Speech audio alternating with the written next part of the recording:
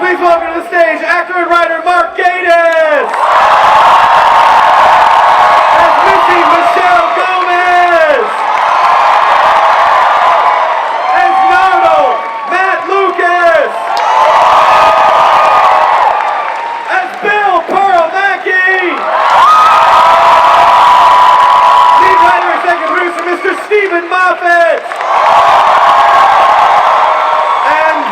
The 12th Doctor himself, Mr. Peter Capaldi!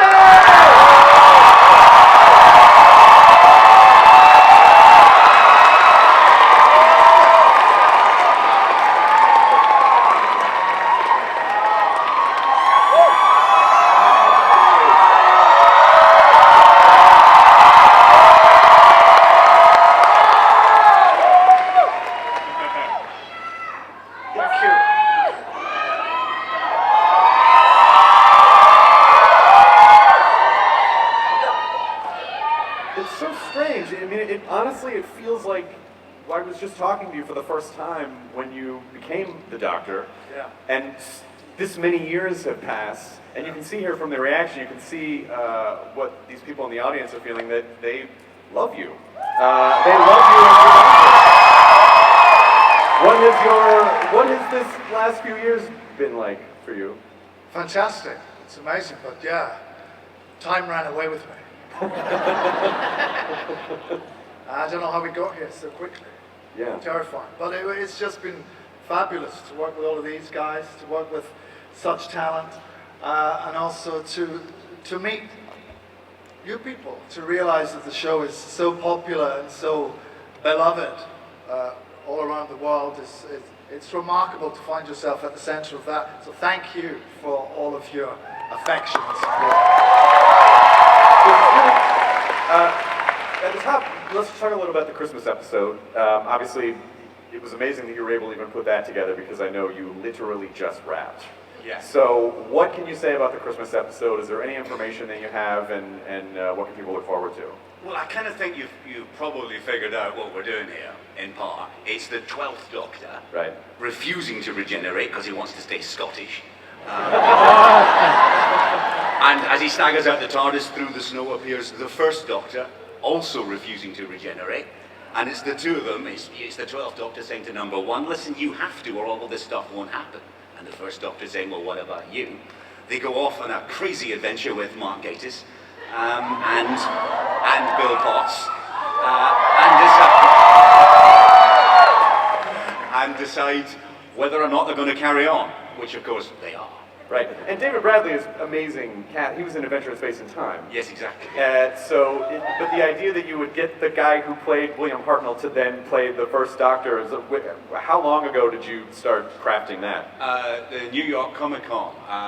This moment must be on video because somebody asked about the choice of doctors and Day of the Doctor, and I said, well, obviously the Doctor you'd want to come and meet, the modern Doctor, is William Hartnell, but he won't return my calls. Right. And Peter said, well, we could just get David Bradley. So I presume on video I'm going, oh yeah.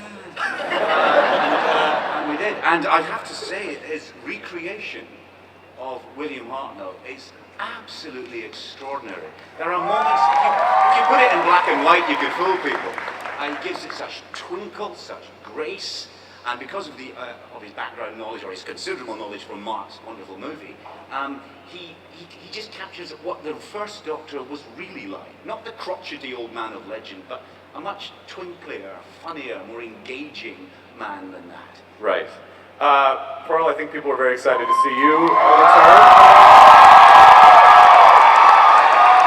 I'm pretty excited too, to be honest. Oh, thank you. Epic. Did you feel it right away when you first came into the show? Did you understand the fandom, and did you feel the swell that was happening? Well, I think when I was announced, it was pretty epic. You know, the response was large, but by no means does it compare to the amount of people that are sitting in front of me at the moment. Yeah, it's amazing. So no, I think the short answer is I don't think I was prepared for how powerful the Doctor Who fandom is. I think it's such an incredible thing, and it's such a gift to be able to be part of this family. It's wicked. Thanks for having me. And are you may have already confirmed or denied this in the press, but you're not coming back after the Christmas special? You are? No, that's it. After that, yeah, Christmas special, last chance to see Bill. But I mean, hey, it's Doctor Who, so never say never. So just a little bit, can you talk a little bit about who Bill was to you, and what did you learn about her throughout the process? Was she different by the end, by the time you came out the other end of it, in your mind? Yeah, I mean, she was the Cyberman. Not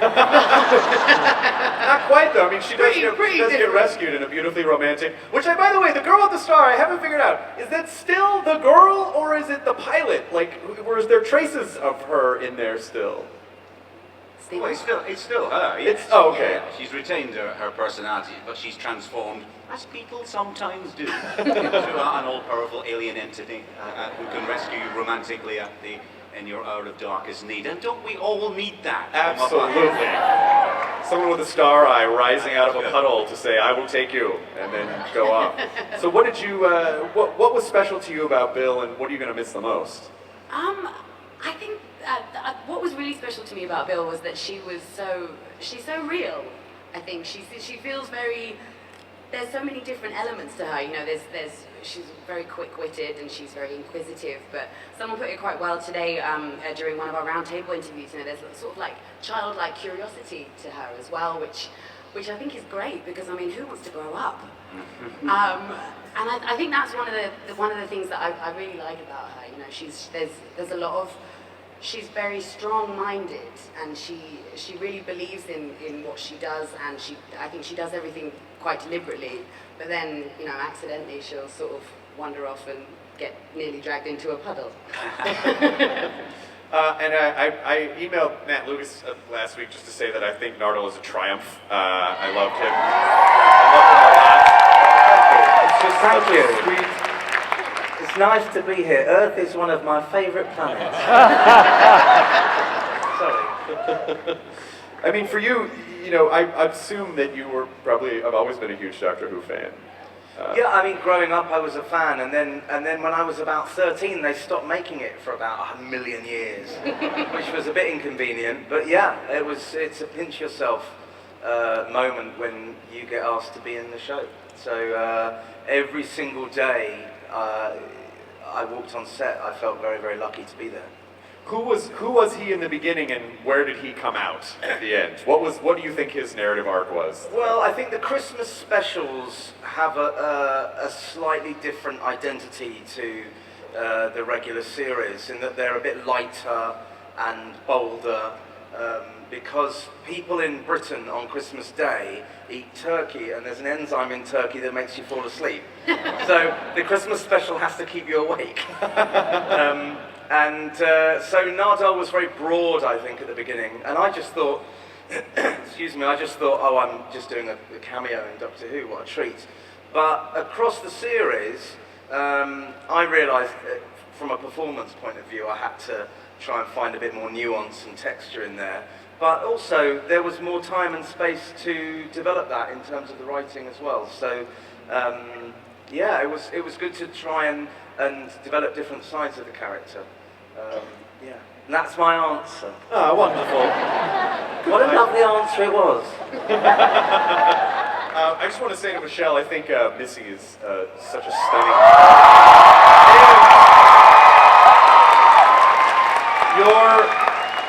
Your portrayal of her is so gorgeous and layered, and because I think, you know, with a character like the Master or Missy, there could be you know, oh, this is an evil character, but she's not. She really seems like she wants to do good. She's really struggling against her own nature. Did you feel that with her? Oh, absolutely. It's that tug of war, you know, of shall I do something good or shall I do something bad? Obviously, I'll do something bad. It's just the pull to darkness is too strong.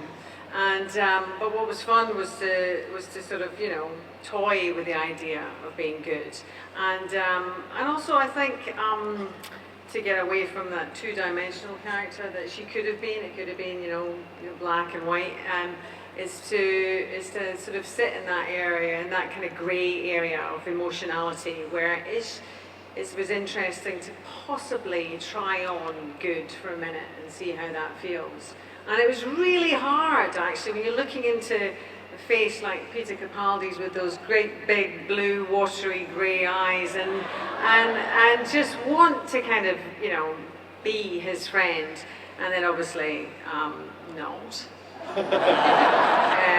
It was difficult. It was a challenge. He presented me with a challenge. He really did, because it's hard to act with this man and not want to be your best self. but it's also that arc of friendship.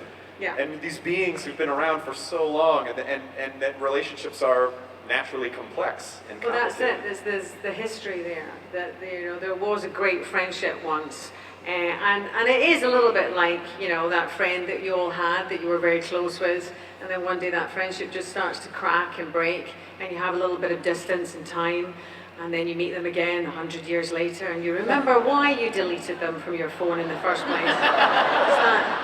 It's that type of dynamic. Love-hate.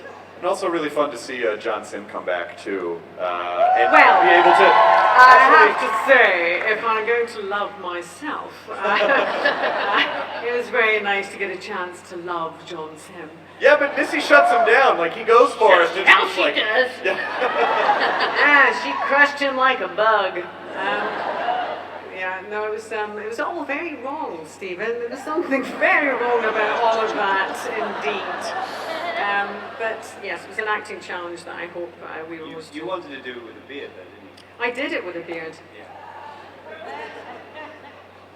How do you think she is? How do you think she's handling dealing? Because you know everyone would love the opportunity to look at their younger self and say, "Stop being an idiot." Because he's obviously very singularly focused, and she's much more grown up and complicated by this point.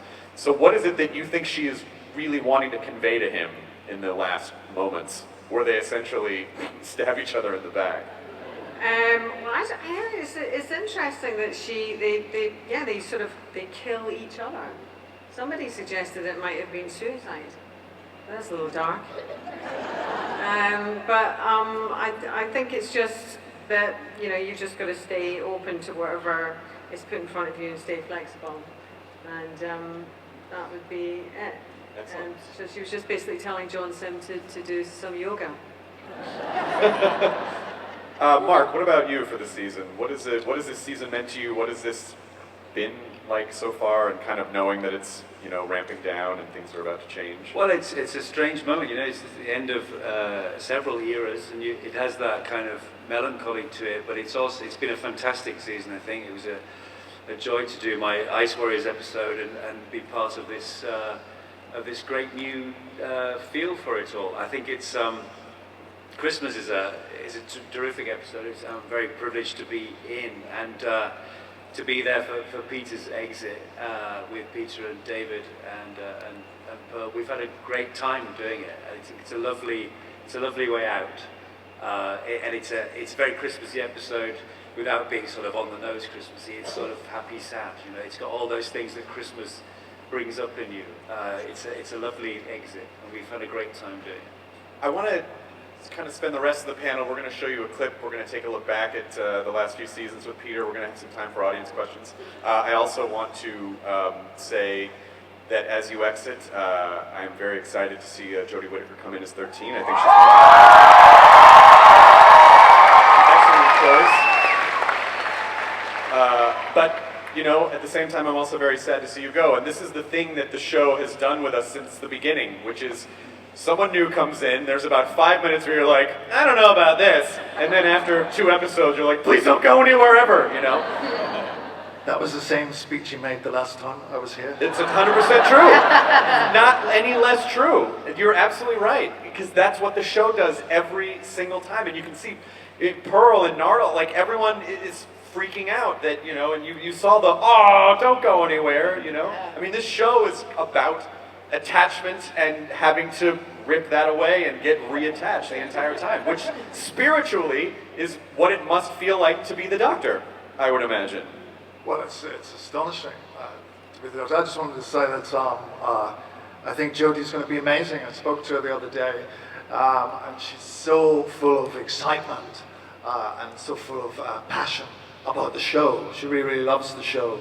And she's a brilliant actress, so it's really, really thrilling to know that it's in the hands of somebody who cares for it so deeply and is going to do really, really exciting things with it. So she's a great choice as far as I'm concerned. Yes, I agree.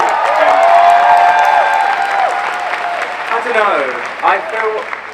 I just feel, I don't know why it's a bit tokenistic to cast a human as the Doctor. We're making progress. We're making progress. Can I just say something as well? I just wanted to, because I'm sure a lot of people in this room are feeling exactly as I do.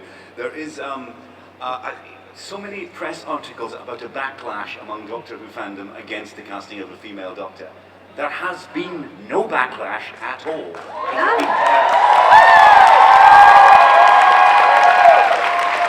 The story of the moment is that the notionally conservative Doctor Who fandom has utterly embraced that change completely. 80% approval on social media. Not that I check these things obsessively. And yet, so many people wanting to pretend there's a problem. There isn't. In fact, it strikes me the Doctor Who fans are more excited about the idea of a brilliant actress playing the part than the fact she's a woman. It's been incredibly progressive and enlightened, and that's what's really happened. I wish every single journalist who is writing the alternative would shut the hell up. It's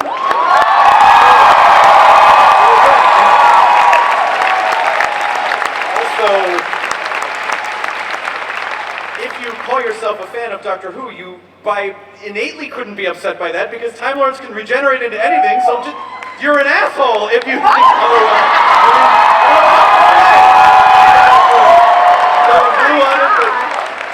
But you're not a real fan of the show if you don't accept this. It is 100% within, like everything about it. So, but I really want to spend the last bit of time talking about you and being able to send you off here at Comic-Con. It's very special that you all were here. We put together just a few-minute clip from the last few years of you as the Doctor, so let's roll that and then we'll come back in a little bit.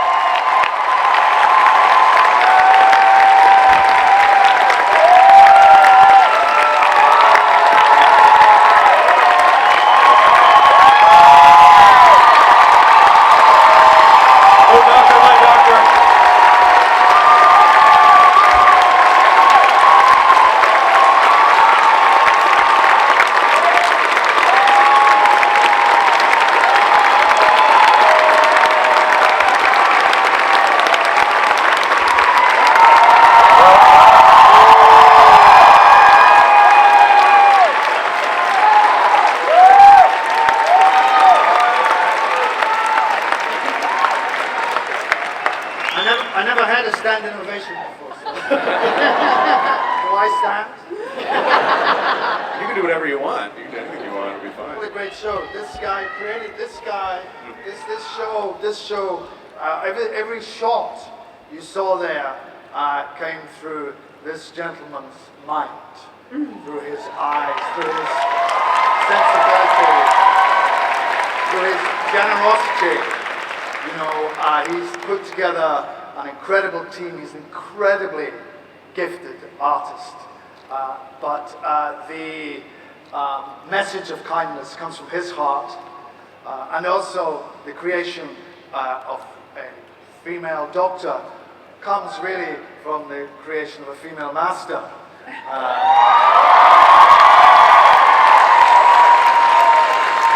Played so beautifully by Michelle, who has delivered a multi-layered, hilarious, sinister, and fabulous performance, for which I'm deeply grateful.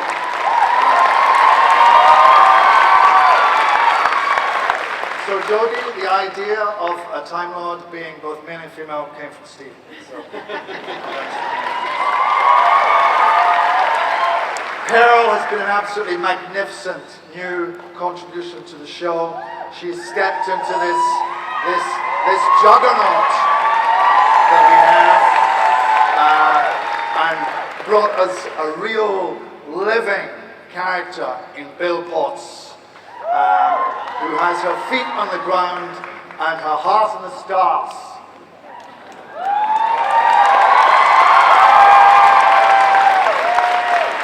Which is where we all want to be, right?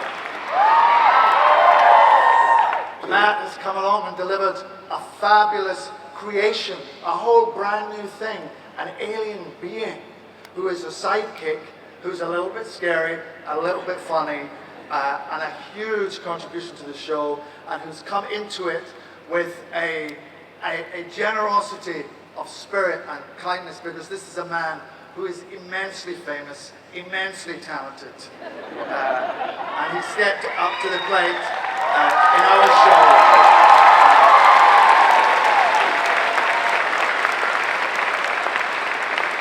With humility and grace, and made season 10 one of the most special seasons ever. Mark, what can I say about Mark? He's a great, great friend, a great lover and supporter of Doctor Who. I know that sounds a bit odd, that Doctor Who needs lovers and supporters. But the show hasn't always enjoyed the success that it enjoys at the moment. It's not always been the most popular show to hang your coat on. Mark has always been there for the show. He's written some of the most fabulous episodes, and I'm so thrilled that he's finally been able to appear in the show, and I was able to act with him. So thank you very much. Oh God! I just did a big speech though. I didn't really expect to do that. I want to know what. Yes. Thank you for this San Diego. It's the Smartwater Award. And you're sensational too. Oh, stop it! Come on. Oh, thank you. Hey, come on.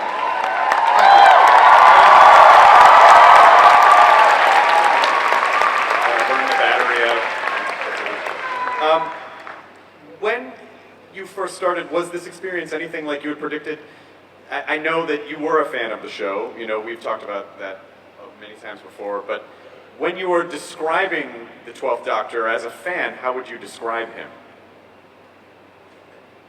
As a fan? Yeah, as a fan. I love him.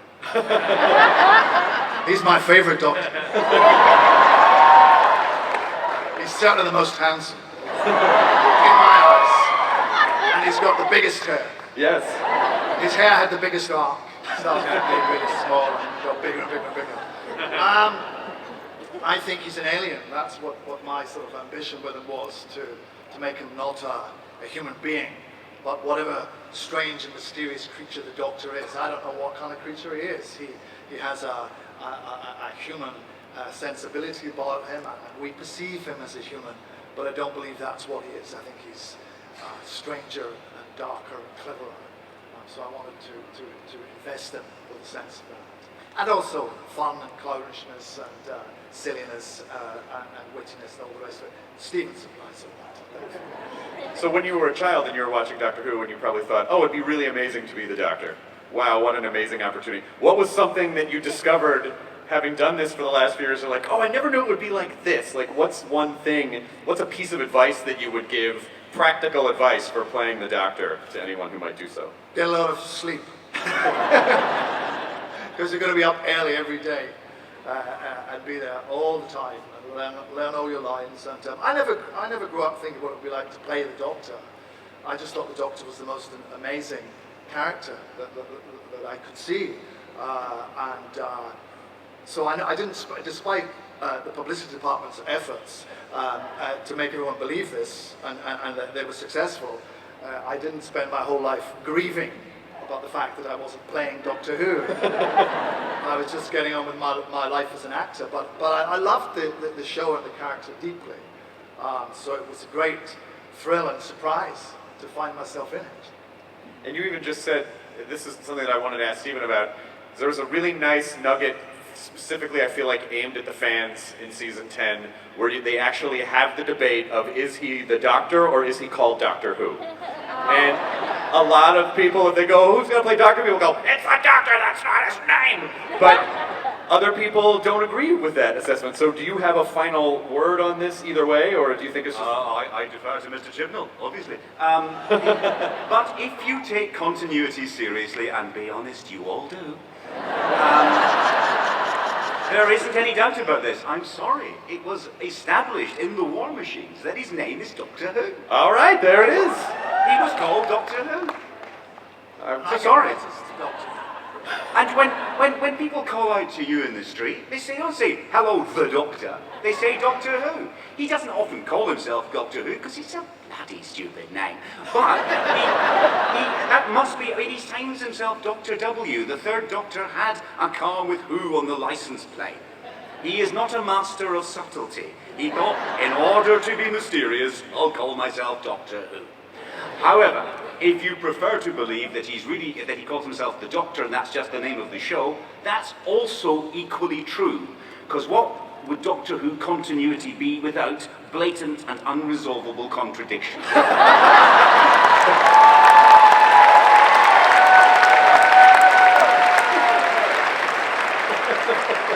But nobody's first name is actually Doctor.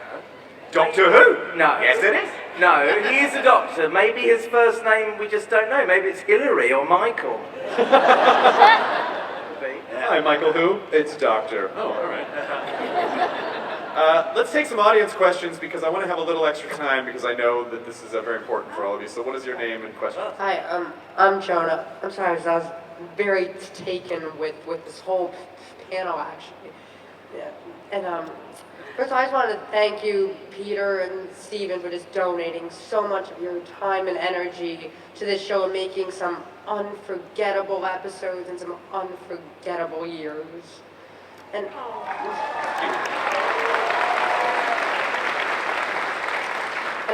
what I was wondering is every Doctor kind of has that iconic moment that when you think of that Doctor, you think of that moment.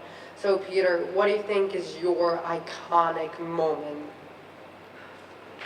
By the way, you don't need to be nervous. That was an amazing question. That was an amazing question.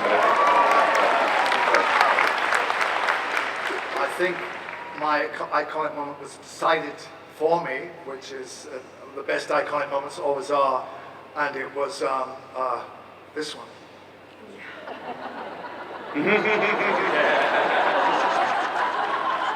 Which is when my eyes appeared, and my eyebrows appeared in the 50th anniversary special. And that sort of, I guess, sort of said what my Doctor was going to be. And you know, a middle-aged Scotsman with hairy eyebrows. Of which there are many.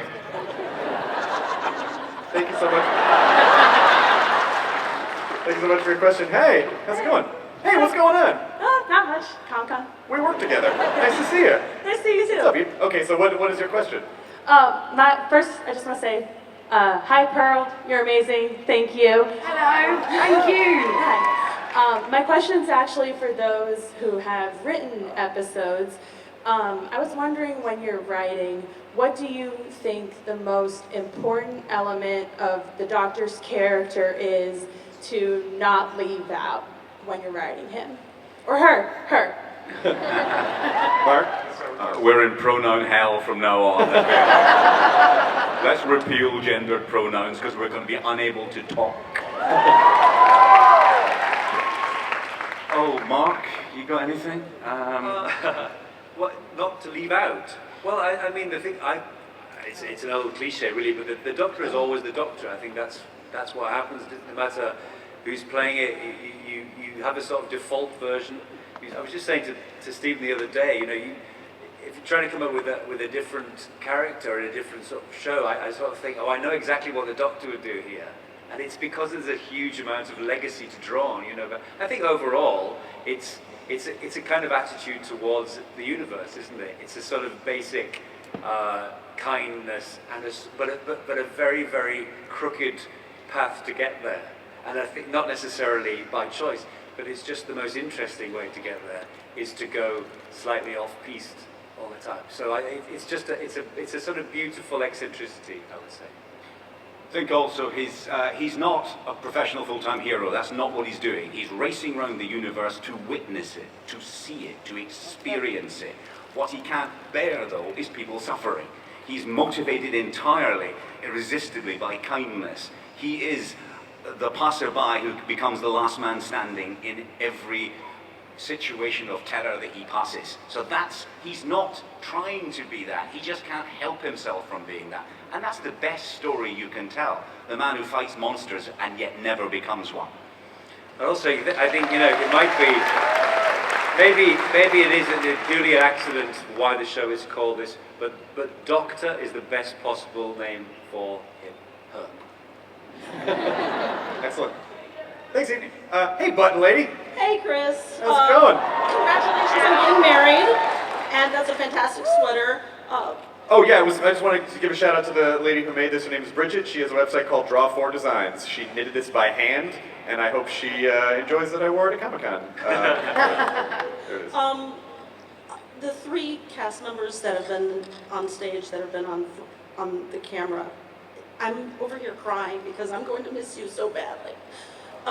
You've been fantastic, especially this last season. Thank you so much for every emotion that you've put me through.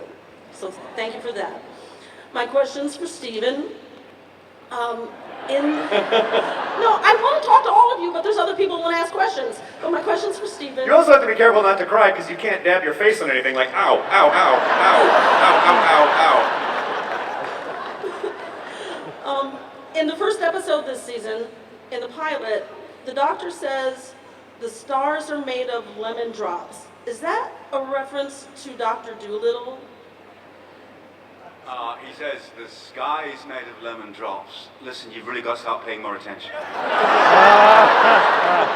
This is basic science. Stars made of lemon drops, that would make no sense. The sky is made of lemon drops. It's physics, look it up, internet.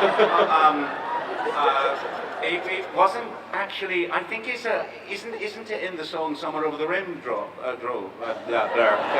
rain thing in sky, that is colors. Yeah, that one.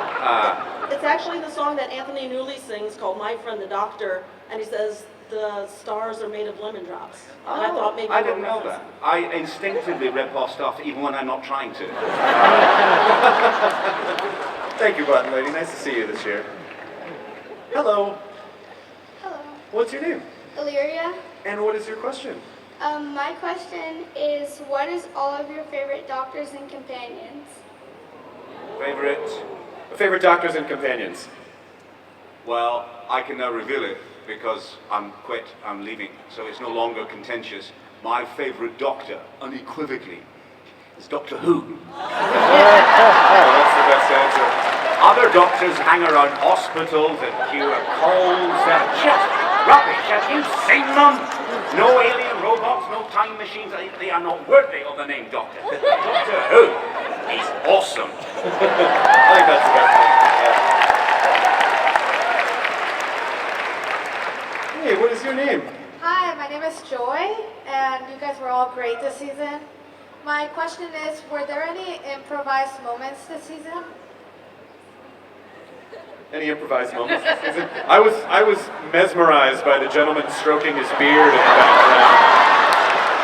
Just malevolently stroking his beard in looks like a Slytherin, typical Slytherin. Yep. The master's done it again. Any improvised moments, I think was your question. Any improvised moments? Well, Peter and Pearl are both looking at me. I kept putting things in, and I'm sorry about that.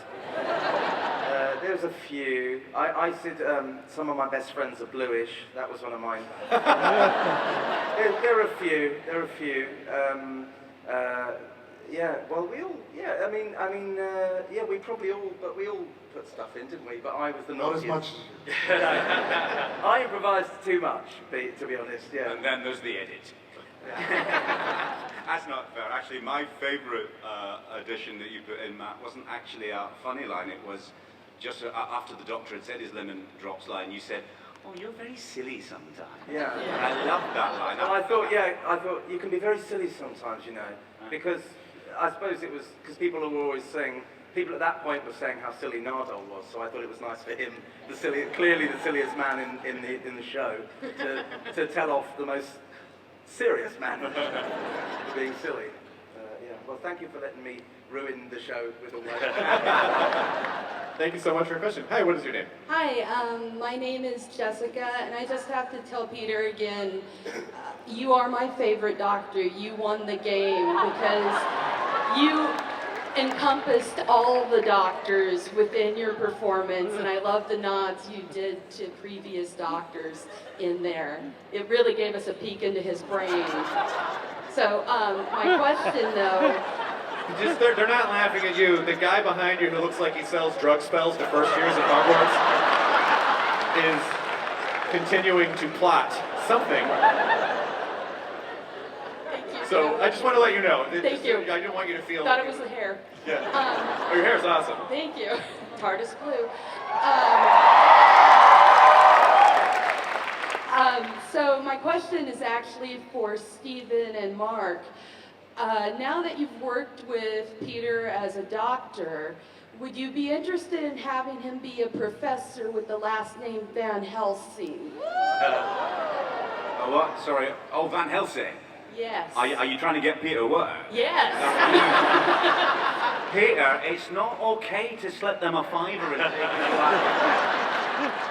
We're going to work with you again, mate. You're not. It's not over. You didn't know my sister was American. Thank you very much for your question. Hey, what is your name? Hi, my name's Emily. I didn't think I was get this far, so my question is for the doctor. Now that your whole journey is kind of coming to an end and you can look back on the 3 seasons that you've had as the doctor, is there a moment that you think you could have had or could have had more? Could have been better. Could have been better. No. Yeah, thanks for that. Almost every moment could have been acted better. No, I think it's it's so fantastic to do the show and recognize the reality of it, which is that it's a kind of it's a TV in the nicest possible way, a television factory. We have to make a show, we have to deliver that show, and we get on with it and do the best we can within the time that's available to us. And sometimes we could have been better, or we could have could not have been better. But we often don't know that. I think actors are not a very good barometer of how good or bad they are being. I'm just grateful that I managed to get through all of these years without getting the sack. I'm pretty sure you couldn't have been much better, Peter, to be honest.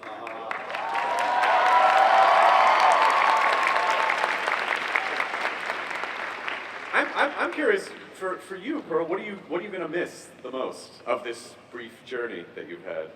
All of it. I don't know. I feel too attached to it still to look at it as objectively as that. I think maybe after some sleep and a bit of sunshine, I might be able to think about it more clearly. But it's been such an amazing journey. It's such an incredible show, and it's so well loved, and it's so amazing to have been able to work with people who I have admired for many, many years. So yeah, I would say probably that. I think working with all of you guys has been so amazing. So I'll miss that. Let's do it again sometime. Well, because it, as an actor, it probably just feels like, oh, okay, well, this, I obviously like the show, but this is it's a job. We got to go to work. We got to get these done, like you were saying. But when you see that it's actually such a lifestyle for people. I mean, people will be cosplaying as Bill for the rest of time now. Like you will see, you are a part of the universe now, and that's indelible. And I think, particularly now, it's nice to feel like, to have a world where we see that, oh yeah, okay, it's not all crap, someone has our back out there, someone really does have our back out there. I mean, that form of escapism and that form of hope is really important right now. So something that has been really special for me is being able to watch the show and being like, oh, there is a perfect world somewhere. What is your name? My name is Russ, and my question is for the cast. There's a lot of great monsters and creatures within the Doctor Who universe, and I'm wondering if you guys have ever thought of something on your own and tried to bring it up, if anything that you really wanted to see has just been outwardly denied, or just you haven't talked about it ever. Rubber gloves coming alive. Just off the cuff there, great big yellow rubber marigolds that just keep coming at you and type of thing. I suggested a monster that makes everyone gay. Particularly men between the ages of 22 and 28. But they didn't go for that. Big. sorry to say that.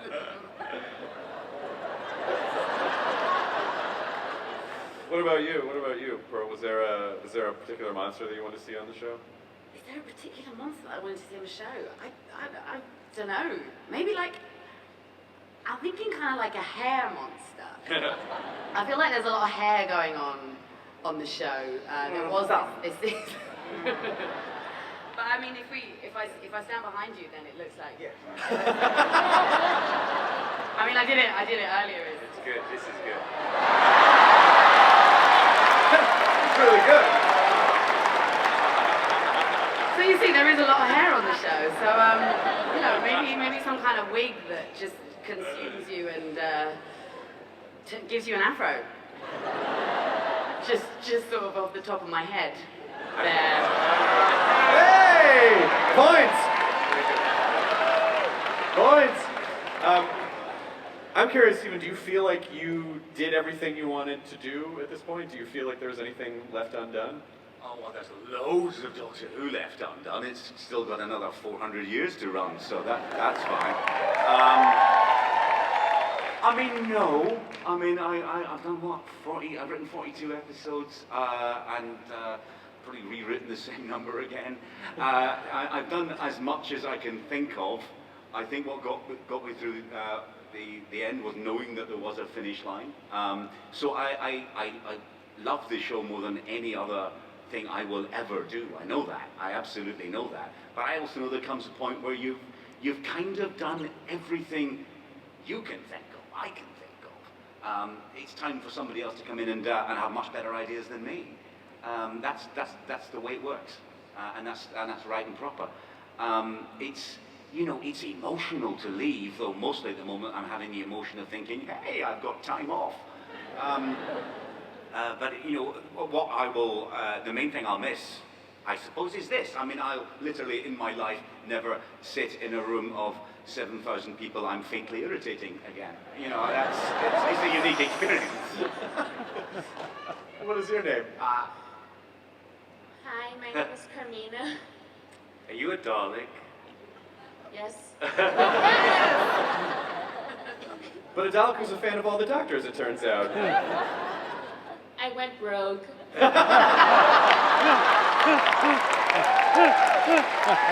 What is your question, Rogue Dalek? My question goes to all of the cast. What was your favorite scene to record during season 10? Your particular scene that sticks out that you like, Peter? The scene where I got to do Venusian Aikido. Oh, yeah! That was my most favorite scene because we studied that, Mark and I studied that very intently to make sure that we had a fairly accurate John Pertwee-esque noise and pose. And I hope he's looking down on us and smiling. And then we got it back. Michelle, do you have a particular scene this season? That scene, because I loved Oliver Lansley. We were talking about that early Smurf boy, the blue guy. He was brilliant, and it was just a fun kind of ensemble day where we all really enjoyed each other immensely. I can say I obviously really enjoyed working with everyone here, but I'll pick a moment which is in Oxygen, episode 5, I think it was episode 5, where Nardole runs round a corner and says, "There's a rescue ship on the way." And I loved it because never does anyone with this face get to say a line like that inside. And that's for good reason. And I am never, ever normally entrusted with a line of dialogue like that. So it was just lovely to go, "There's a rescue ship on the way." So that was my favourite moment. What about you, Pearl? I think my favourite was the scene with you and I on the roof, Peter, at the end of, not the end, in episode 11, when it was absolutely pissing down with rain. Literally like rain like you only get in Wales. You're probably not familiar with it, but it rains a lot. It's just like someone just pouring water onto you and this hair. Not but I thought it was really lovely. I thought it's really lovely. Just for all of the crew were all kind of there, and we were all sort of just in it together and eating wet kebabs, getting more and more progressively damp, but filming this really, really beautiful scene that was just really nice and quiet and honest, and yeah, that was my favourite. Can I just talk really quickly about being down a hole with John Sim and Matt Lucas? Please. Whilst Peter Capaldi is being held by a Cyberman in one of the most beautiful shots where the smoke just clears and we're coming back through into that scene. But basically, Matt Lucas, John Sim and I were sat in wee deck chairs down a massive hole, a big gravel hole, just going, would you like a custard cream? I think I'll have a hobnob. And it was all about the biscuits, really. And that, I'm sorry, has just completely destroyed that moment. So thank you so much for your question. Hey, what's your name? Me? Yeah, you. Stop that right now. Stop it. Stop it. I'm going to eat you.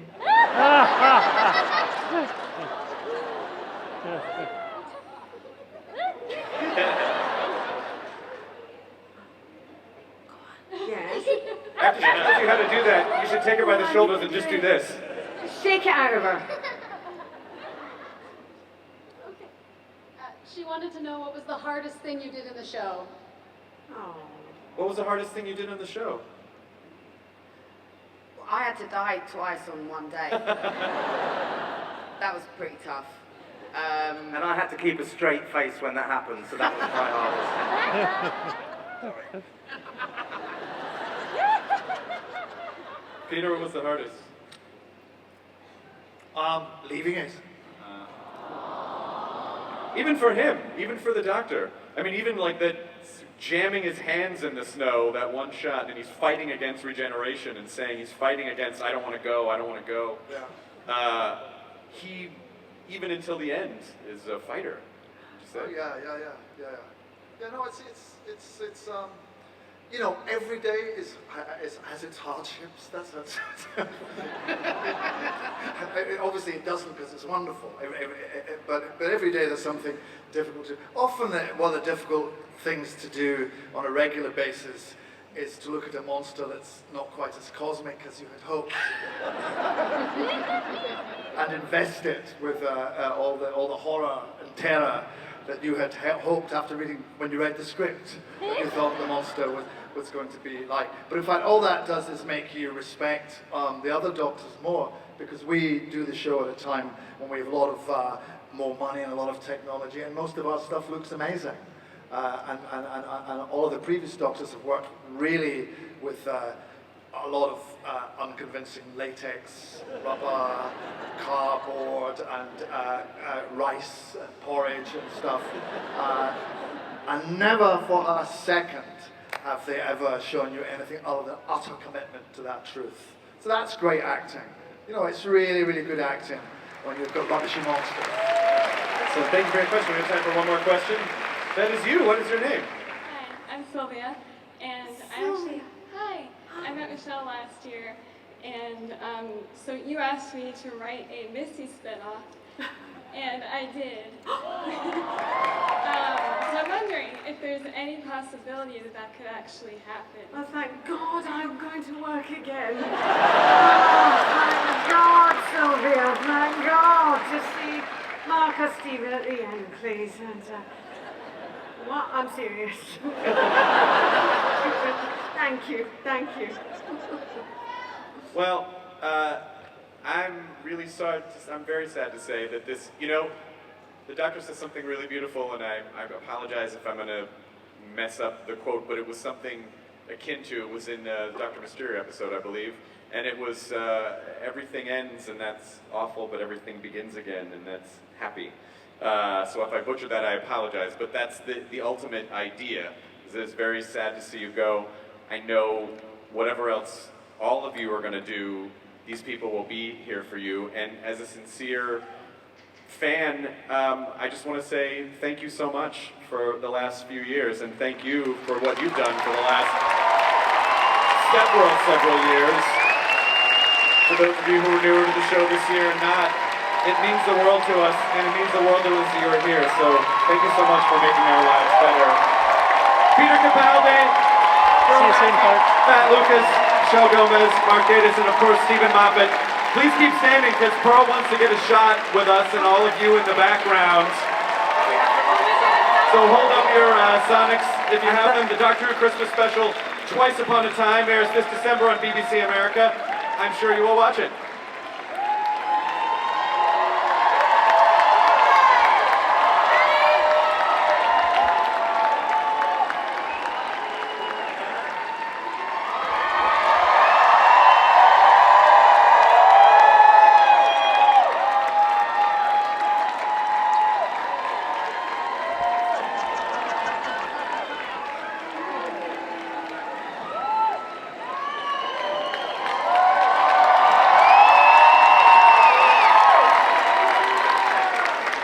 Ladies and gentlemen, let's hear it once again for all the creative team and cast of Doctor Who and BBC America official panel, and our special guest moderator, Mr. Chris Hardwick.